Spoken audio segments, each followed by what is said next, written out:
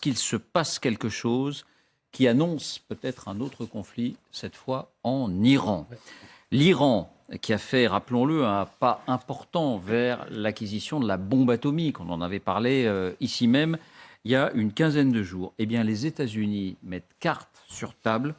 Ils se disent prêts à intervenir militairement pour empêcher Téhéran de franchir la dernière marche. Intervenir militairement.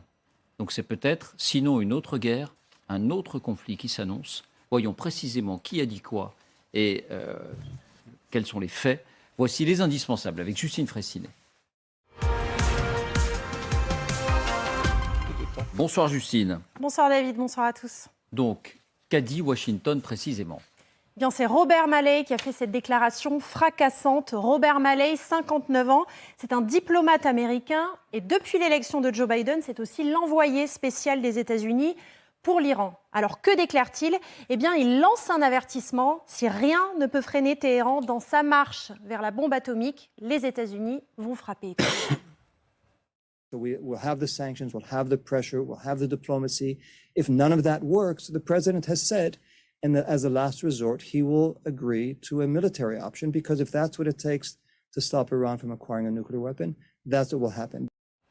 Rappelons le contexte, l'Iran a annoncé la semaine dernière avoir réussi à enrichir son uranium à plus de 60% dans une deuxième usine. C'est la dernière étape avant d'atteindre les 90% nécessaires pour créer une bombe atomique. Et d'un point de vue technique, on peut dire que l'essentiel est déjà fait. Bon, une option militaire, déclare donc Robert Malley.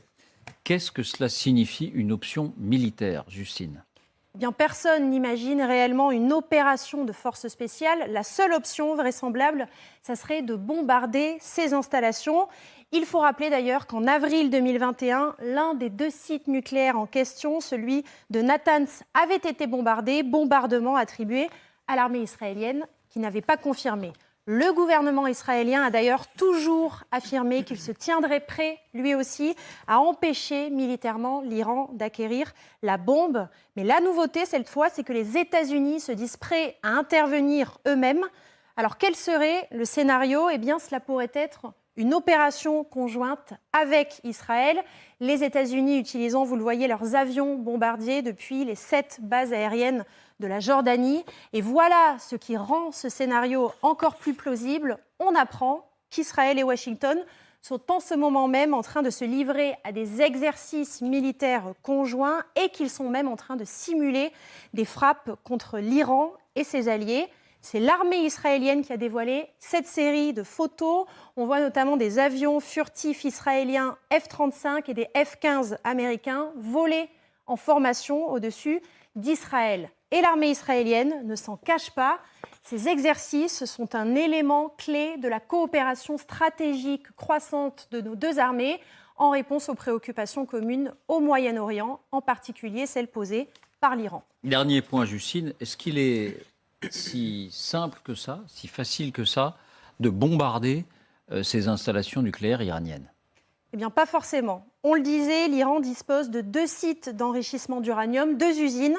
D'abord, celle de Fordo, qui est au sud de Téhéran. C'est un bunker. L'usine est entièrement souterraine, à une dizaine de mètres sous terre et même sous plusieurs couches de béton armé. On trouve les fameuses centrifugeuses. Et puis l'autre site, c'est celui de Natanz, dans le centre du pays. Lui aussi, il est profondément enterré, lui aussi à une dizaine de mètres, et on le voit ici, vous allez le voir, protégé en plus de cela par de la défense antiaérienne, et il abrite également plusieurs milliers de centrifugeuses. Alors, est-il possible d'atteindre des sites si profondément enfouis ? Eh bien, pour David Kalfa, qui est chercheur à la Fondation Jean Jaurès et qui est spécialiste du Moyen-Orient, c'est une opération complexe, mais c'est complètement dans les cordes de l'armée américaine. Écoutez. Et les Américains ont des bombes, ce qu'on appelle des bombes pénétrantes, des bombes anti-bunkers, qui comprennent plusieurs milliers de kilos et qui peuvent détériorer et détruire de telles cibles, donc y compris des sites enterrés grâce à leurs munitions qui sont à haute précision et par ailleurs hautement pénétrantes. C'est avec des capacités très importantes de ces bombes à pénétrer des sites enterrés et protégés par des couches des chappes de dizaines de mètres de béton armé. Voilà, Merci Justine. Donc disons-le clairement, dans cette affaire, il y a un aspect politique, on le verra dans quelques instants, parce que, imaginons, dans le contexte actuel, les États-Unis bombarder l'Iran, allié de la Russie, bref, on attend vos lumières là-dessus, mais il y a un aspect technique d'abord. Je m'adresse à vous peut-être, Emmanuel. Oui, donc on entend que c'est possible, parce que, encore une fois, quand on est profane et quand on n'est rien à ces choses militaires, quand on entend dire qu'il y a des usines 20 mètres sous terre, avec des couches de béton, de terre, et on a du mal à croire que même les bombes les plus pénétrantes puissent percer cette protection. Et pourtant, les Américains les ont utilisés pour essayer de déloger Ben Laden à Tora Bora, en Afghanistan. Ils disposent de bombes qui sont sous le seuil nucléaire et qui peuvent pénétrer des bunkers ou des masses. Si profond que ça. Des masses rocheuses, c'était le cas à Tora Bora. Alors, c'était pas du béton armé, c'était de la roche. Donc, les États-Unis disposent de ces armes. C'est vraisemblablement une opération conjointe avec l'État d'Israël. Néanmoins, il y a une autre façon de se débarrasser du complexe militaro-industriel israélien. Iranien. Ma langue a fourché, mais je vais y venir. C'est justement en faisant, comme l'ont fait Israël, un certain nombre d'opérations qui visent à détruire de l'intérieur, à travers la mise en place de virus informatiques, pour déstabiliser et pour empêcher que cette usine, les deux, celle de Fordo, pour l'enrichissement de l'uranium, enfin, pour enrichir l'uranium, l'isotope 235 à un degré où il serait militaire, c'est-à-dire 90%, ou bien évidemment en essayant, comme l'ont fait les Israéliens déjà depuis plusieurs années, de se débarrasser, ou en tout cas de mettre hors d'état de nuire un certain nombre d'ingénieurs qui pourraient faire fonctionner, ou qui pourraient passer du seuil. Ça, quand Israël a fait ça... Elle ne dit pas qu'elle le fait. Elle ne dit pas qu'elle le fait, elle ne l'a jamais dit, mais c'est vrai qu'on a vu un certain nombre de ces ingénieurs de très haut rang iraniens impliqués dans ce programme nucléaire, tués à intervalles rapprochés. Ça veut dire qu'on a des agents infiltrés. C'est ce qui s'est passé quand le chef, comme vous l'avez dit, de l'enrichissement, enfin celui qui est chargé du réenrichissement de cet uranium à travers donc la multiplication des centrifugeuses. Je rappelle quand même que depuis l'accord sur le nucléaire, l'Iran a multiplié par 19 sa capacité d'enrichissement. Oui. On devait le limiter à 3,67, on est à 60%. Et donc on est tout près du seuil nucléaire des 90. Et on sait que c'est beaucoup plus difficile de passer de 4 à 20, puis de 20 à 60, que de passer de 60 à 90. Le reportage l'a dit, entre 60 et 90, ça prendrait quelques mois. Par contre, et j'en termine par là, si on atteint les 90%, de toute façon, ça fait partie des concepts d'emploi de l'armée israélienne. Et l'armée israélienne a toujours dit, que ce soit avec ce Premier ministre ou les précédents, qu'elle n'autoriserait pas et qu'elle ferait tout pour empêcher. Donc, il est possible que les Américains délèguent cette mission à Tzahal. Alors là, Malay, il dit option militaire pour les États-Unis. Il a l'air de considérer option. Mais il dit l'option militaire, le président accepterait un scénario militaire. Il dit l'option militaire sera sur la table et Biden dira oui. Il est assez clair, donc option militaire américaine. Mais restons d'abord d'un point de vue technique. Donc, parce que il y a évidemment l'option virus informatique, mais là, il parle d'option militaire. Oui, non, mais... Donc, vous dites d'un point de vue technique, vous aussi, Dominique, vous dites on sait faire. Bien sûr. Les Américains sauraient faire. Bien sûr. La grande nouveauté, c'est que le président américain dit on va le faire. Les Israéliens s'y entraînent depuis des années. Ils font des exercices avec les forces américaines depuis des années. La neutralisation par les virus, etc., qui a donné des effets il y a quelques années, n'en donne plus aujourd'hui. Et donc aujourd'hui, c'est l'option militaire, c'est-à-dire un raid massif, majeur, sur les défenses iraniennes. Parce qu'il y a deux phases là-dedans, comme savent bien faire l'armée de l'air, enfin les armées américaines, c'est la suppression de toute défense antiaérienne iranienne. Et ensuite, la frappe ciblée, et il y a la capacité de le faire. Jusqu'à maintenant, ça n'a pas été fait. Alors c'est intéressant de voir que M. Malay, en fait, était celui qui avait négocié l'accord. En 2015. Voilà, en 2015, avec, à l'époque de M. Obama. Tout ça pour dire que ce n'est pas un faucon. Non, pas du tout. Au contraire, il avait négocié l'accord. Et il a été remis, dès que M. Biden a été au pouvoir, il a été remis en charge. Et pour que lui, on arrive à voir cette option aujourd'hui, c'est qu'il se rend bien compte qu'il y a quasiment plus d'autre option. Oui. Aidez-nous à comprendre, Dominique. Un bombardement de ces sites nucléaires, c'est forcément avec les avions qui se livrent à l'exercice tel qu'on les voit ici. Ou c'est des missiles, ou c'est des... C'est les deux. C'est les deux. C'est les deux.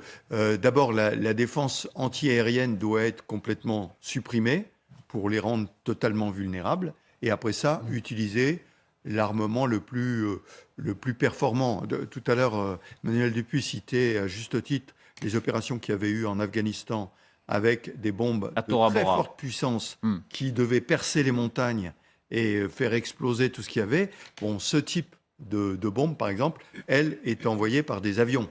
Donc il faut que les avions, pour aller sur ces sites-là, naturellement, aient un espace libre. Donc la première chose, et l'armée américaine ne fera jamais sans avoir cette phase préalable, qui est de supprimer toute défense antiaérienne et tout radar de surveillance. Est-ce que ce sont des opérations... Est-ce que c'est une opération qui dure quelques heures? On bombarde les défenses antiaériennes, puis on envoie les avions de chasse? Ou est-ce que ce sont des opérations qui durent plusieurs jours? Ces bombardements, est-ce qu'ils s'étalent? On essaye d'imaginer ce que pourrait être une telle opération. Non, mais je pense que ça ne va pas durer plusieurs jours, parce que les attaques doivent être massives. Il faut rappeler qu'autour du Golfe, en fait, les Iraniens sont quand même assez isolés, là, hein, parce que l'Arabie saoudite, les Émirats, tous ces pays-là soutiennent bien la position américaine. Il y a beaucoup d'accords qui ont été passés entre eux. Donc, si vous voulez, il y a vraiment une coalition qui se met en place pour arriver à détruire, et c'est la dernière extrémité qui a été choisie, puisque je répète, la négociation a continué, puis elle échoue. Elle échoue en particulier parce que les Russes veulent la faire échouer. Donc, oui, militairement, il y a la capacité de le faire, et les Iraniens, je pense, n'auront pas... Alors, vous savez, dans la destruction, est-ce que ça sera 40, 50%, 60%? Ça, on peut en discuter, hein.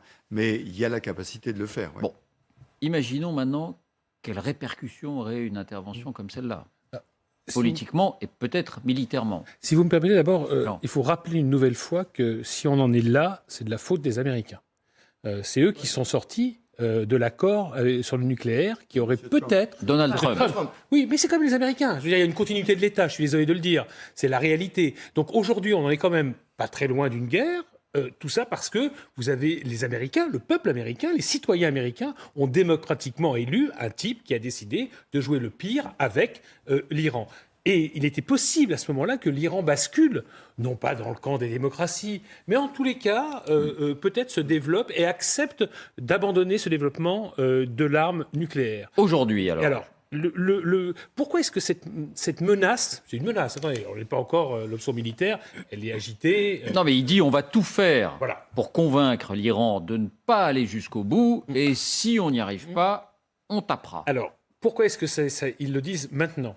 Le régime des mollahs est affaibli par les révolutions, par les manifestations à l'intérieur. Ils savent aussi que derrière les mollahs, en fait, le pouvoir des mollahs, il est quasiment mort. C'est pas le pouvoir réel. Derrière, c'est les gardiens de la révolution. C'est un pouvoir militaire qui est en train de se mettre en place en Iran. Et un pouvoir militaire qui donc va jouer sa survie par la possession de l'arme nucléaire et par la force militaire. Donc, c'est le moment ou jamais de leur envoyer le signal. Attendez, si vous continuez sur ce chemin-là, là, on tape. Donc, le signal qui est envoyé aux gardiens de la Révolution, aux militaires iraniens, on ne vous laissera pas faire.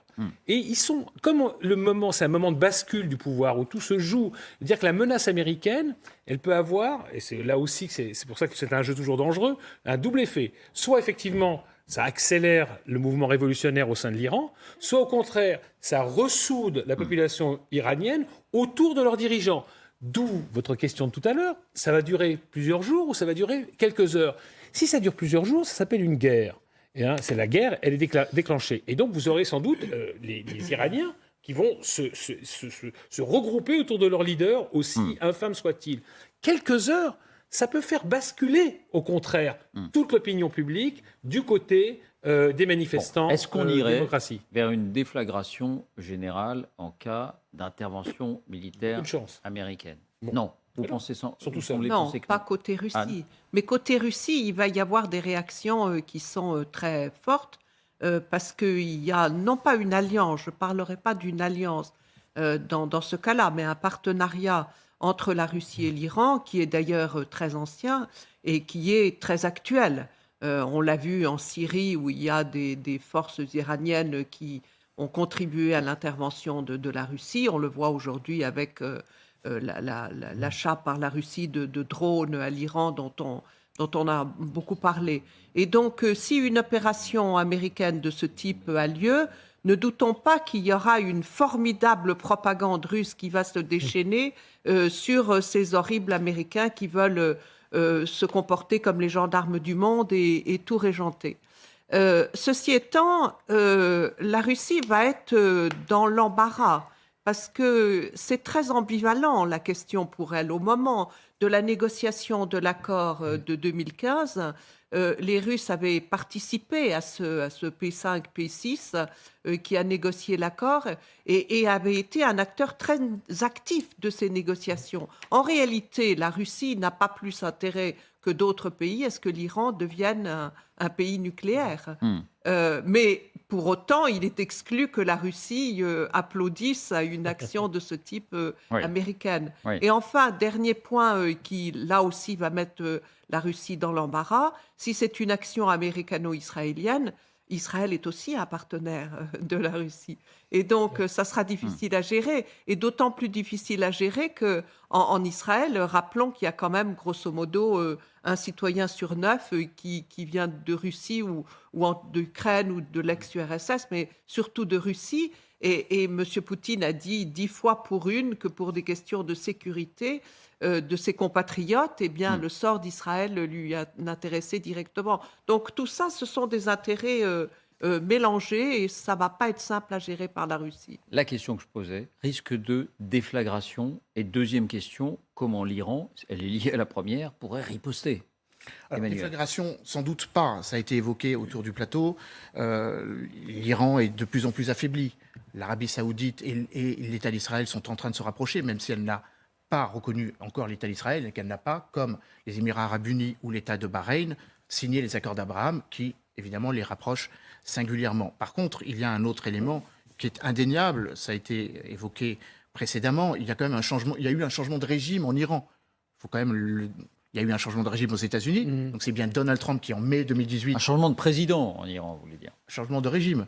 Parce que les libéraux, je ne dis pas qu'on était près d'un accord. En tout cas, quand Hassan Rouhani, qui n'a pas été réélu, puisqu'il ne pouvait pas l'être, a été battu par Ebrahim Raisi... Qui était un président qu'on disait plutôt libéral, conciliant et favorable à un accord avec l'Occident. Donc, qui avait signé l'accord avec le... Oui, qui avait signé l'accord. Qui avait signé le 14 juillet 2015, cet accord, qui a été signé et paraphé par la Russie. Donc c'est encore une fois, j'abonde dans le sens de Tanguy, la Russie n'a aucun intérêt à ce que l'Iran sorte de l'accord parce que ça remettrait en cause sa propre signature. Je rappelle qu'il y a une résolution onusienne, 2531, et la Russie n'a pas mis son veto. Et ça, c'est le premier point. Le deuxième point, et je terminerai très très rapidement, il n'y aura sans doute pas de déflagration car le contexte dans lequel Robert Malley a évoqué cela, on a pris une partie de la phrase. La totalité de son intervention devant l'Institut international des études de sécurité, c'était de dire que les États-Unis devaient redoubler de vigilance pour ramener les Iraniens à la table des négociations à Vienne. C'est surtout ça qui est important. Et que, in fine, comme c'est le cas depuis 2015, l'option militaire était sur la table. Il n'a pas dit autre chose. Oui. Enfin, dans le contexte d'aujourd'hui, affirmer, peut-être réaffirmer, mais jusqu'à présent, on avait surtout entendu Israël le dire haut et fort, affirmer qu'on est prêt à bombarder l'Iran si les négociations n'aboutissent pas et si l'Iran est déterminé à avoir la bombe atomique, évidemment qu'on se dit à quoi ça peut mener. Oui, simplement, je reviens sur la position de la Russie, qui a été dans l'accord depuis le départ, sauf depuis plusieurs semaines. Depuis plusieurs semaines, on était arrivé quasiment à un nouvel accord, la possibilité de revenir à une position similaire grâce à la pression de Malley et du président Biden. Et les Russes, ce sont eux qui ont bloqué. Ce sont eux qui, depuis plusieurs semaines, ont changé de position. Alors, je ne pense pas parce qu'ils étaient contre l'accord. C'est simplement les circonstances globales, si vous voulez. Ils ne voulaient pas permettre, pour ne pas embêter leurs alliés iraniens. Alors moi, la question que je vous posais, pardonnez-moi, quels seraient les moyens de riposte de l'Iran, par exemple? Le terrorisme. Asymétrique. Le terrorisme. Asymétrique, c'est-à-dire asymétrique. Le terrorisme, une action en Syrie, une action au Yémen, Voilà. des actions indirectes. Avec le soutien de la Russie. Non, elle n'a pas les moyens, la Russie. Et le terrorisme, en plus, l'Iran sait faire. On s'est heurté sur notre propre sol. On a payé de notre sang le terrorisme iranien. Donc il faut voir un peu qu'ils sont capables, effectivement, de jouer la déstabilisation. C'est pas un petit État arriéré l'Iran. C'est un grand pays et ils sont capables de mener cette action. Hezbollah au Voilà, sud au Liban, face à Les Israël. Les Houthis au Yémen, on l'a vu. D'ailleurs, ils savent frapper de manière indirecte, c'est-à-dire pas seulement du territoire iranien. Je rappelle quand même que l'Iran dispose de missiles balistiques qui ont une portée de 1000 à 2000 km. Est-ce qu'on peut, pardonnez-moi, Donc, est-ce que le scénario du pire est imaginable, c'est-à-dire que l'Iran s'en prenne à Israël, envoie un missile sur Israël? si Israël fait partie de l'opération, Posons les questions clairement. Oui, bien Israël sûr. fait partie de l'opération, Bien sûr. oui. Oui. Mais je crois plus à l'action du Hezbollah que à Moi, des je actions crois de à une missiles. pluie de missiles qui viendrait du Hezbollah sur le sud-Liban, enfin à partir du sud-Liban, Voilà. des Houthis qui ont frappé en septembre 2019 la raffinerie d'Aramco à Abqaiq, donc en Arabie Saoudite. Je crois aussi que les proxys, comme on dit, peuvent agir aussi en Afghanistan, car il y a aussi une minorité chiite, les Hazaras, mais je crois aussi que l'Irak serait un bon théâtre d'affrontement, car c'est en Irak qu'il y a encore des troupes américaines. Mais Les l'Iran, camps américains seraient ciblés. l'Iran n'oserait pas défier directement, ouvertement Israël. Si Si, Israël sûr. fait partie d'un raid. Bien sûr. Bah, si l'Iran Directement. envoie des missiles directement sur Israël, c'est une guerre régionale. Non, mais des missiles iraniens directs sur Israël ont beaucoup moins de chances de faire du mal à Israël que des attaques du Hezbollah, Bien que sûr. des attaques en Irak. Raison. Parce qu'il y a le bouclier israélien. Ben oui, bien sûr. Et je rappelle qu'il y a aussi l'Arabie Saoudite, sur lequel il y a un certain nombre de moyens anti-missiles qui ont été déployés depuis que Qui n'ont le pas Yémen. forcément été efficaces. Ouais, qui existent. mais non, mais depuis, qui ont été déployés. oui, qui ont le été système déployés. Patriot a été installé. Depuis qu'il y a eu des attaques de drones en particulier, il y a des moyens, au passage, dont des moyens français. Oui. D'hommes de fer. Oui. D'hommes de fer. Donc c'est pour ça, ça donnera peut-être une illustration de ce que peut faire effectivement un tel bouclier au niveau européen, qui est souhaitable de mettre en place, notamment avec la brique française, qui est importante avec le système Mamba. C'est juste, mon général? Oui, Mamba. Voilà. Qui est déployé en Donc si je vous entends bien, Voilà. vous êtes en train plutôt de dédramatiser Ouais. l'hypothèse d'un bombardement américain en Iran. C'est une rhétorique diplomatique. D'ailleurs, Voilà. Robert Malley l'a dit dans un contexte de colloque Non, mais universitaire. on voit très bien que l'idée est de faire pression sur l'Iran. Mais personne ne peut exclure que s'il n'y a pas d'accord, et on a bien dit que l'Iran était au seuil de la dernière marche pour avoir cette bombe atomique, il y aurait une opération. Mais vous dites bien qu'en cas d'opération militaire américaine en Iran, c'est pas forcément la guerre David, régionale. On ne peut pas se permettre que de laisser l'Iran acquérir la Non, mais bombe ça, atomique. c'est une aussi chose sur simple le que ça. fond. Oui, mais je veux dire, J'essaye de comprendre les conséquences. ah oui, mais c'est tout simplement, on ne peut pas se permettre. Donc, de toute façon, je pense que même en se disant, il risque d'avoir des conséquences, des bombardements, une guerre régionale, etc. Non, mais je le on disais ira. sans arrière-pensée. On ira. On ne peut Les- pas se les permettre. Deux Dominique. protagonistes dont on parlait tout le temps, la Russie et l'Iran, sont en situation de faiblesse aujourd'hui. Voilà. Donc leur capacité de réaction massive, etc., n'existe quasiment pas. Les capacités, ce sont des capacités indirectes. Ça ne veut pas dire que ça ne va pas faire beaucoup de mal à Oui, Israël ou ailleurs, hein.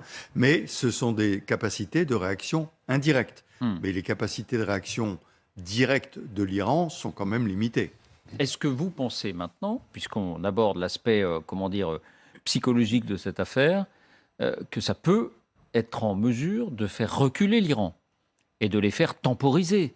On n'ira pas tout de suite à la bombe atomique, parce qu'on sait, et vous l'avez bien dit, que les États-Unis ou Israël ont les moyens techniques, militaires techniques, de raser leurs usines nucléaires. C'est Donc l'espoir. est-ce que ça peut faire reculer l'Iran, tout simplement? Et David, je crois que c'est l'espoir des Américains, ce genre de menaces qui ne sont pas faites directement par un membre du gouvernement, etc. Mais le but, c'est de les faire hésiter devant la dernière marche. Ils espèrent, mais surtout, ils espèrent en fonction du contexte de politique intérieure iranien actuel.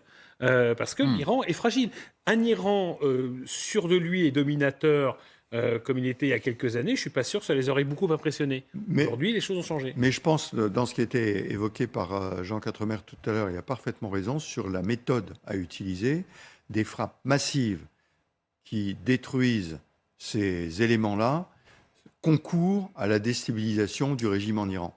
Alors que si une guerre s'installe dans la durée, évidemment, il y a probablement une réaction nationale iranienne. Je pense que c'est la frappe massive qui est préparée depuis longtemps par les Israéliens et les Américains, qui a quelque chance, à ce moment-là, compte tenu du contexte intérieur en Iran, d'avoir beaucoup plus d'effet, en fait. Oui, paradoxalement, si effectivement une guerre s'installait, la population, finalement, ne ferait pas autre chose que soutenir le régime, par sentiment de défense nationale. Donc la position américaine vise aussi à montrer qu'elle est en capacité d'influer sur les rapports de force. Ça, c'est important. Donc c'est ça, cet effet psychologique que vous évoquiez. Et puis surtout, d'avoir à l'esprit, comme ça a été rappelé précédemment, qu'on est dans un changement de régime par les Iraniens eux-mêmes, puisque c'est les Pasdaran et les gardiens de la Révolution qui sont en train de chasser. Alors, Hassan Rouhani a été battu dans un contexte très particulier. Enfin, la communauté internationale a validé le fait qu'il y a eu une élection, donc en juin 2021, si mes souvenirs sont exacts. Ebrahim Raisi a été élu démocratiquement, mais là, c'est autre chose. La révolution prend une telle ampleur, enfin, la révolte qui se transforme en révolution prend une telle ampleur que le régime est en train de tomber par lui-même. Donc, la simple phrase de Robert Malley en disant que les Américains pourraient donner la dernière pichenette pour faire changer le régime est un élément qui participe aussi de la volonté de changement de régime auquel les Américains ont toujours cru. Bon, il faut se souvenir simplement que après je ne sais pas comment il faut appeler ça, l'assassinat de Soleimani, qui était en Iran le responsable On dit élimination, des opérations extérieures. En état de nuire, c'est plus... Voilà, Comment est-ce qu'on appelle ça? Bon, et c'est Trump qui l'avait ordonné, qui était le responsable des opérations extérieures, donc qui était l'homme de l'Iran en Syrie, qui était l'homme de l'Iran au Liban, bref, l'homme des bases œuvres iraniennes, souvent sur les terres étrangères. L'Iran avait répliqué effectivement en tentant d'abattre un avion de ligne, vous vous en souvenez? Et puis, le missile... Enfin, on n'est pas sûr que ce soit vraiment une cible... non. Une cible civile? On n'était pas sûr que ce soit une... C'était une cible civile, mais les Iraniens ont toujours dit qu'ils ne visaient pas l'avion, mais ils visaient ce qui apparaissait être une pénétration dans leur espace aérien d'une cible militaire.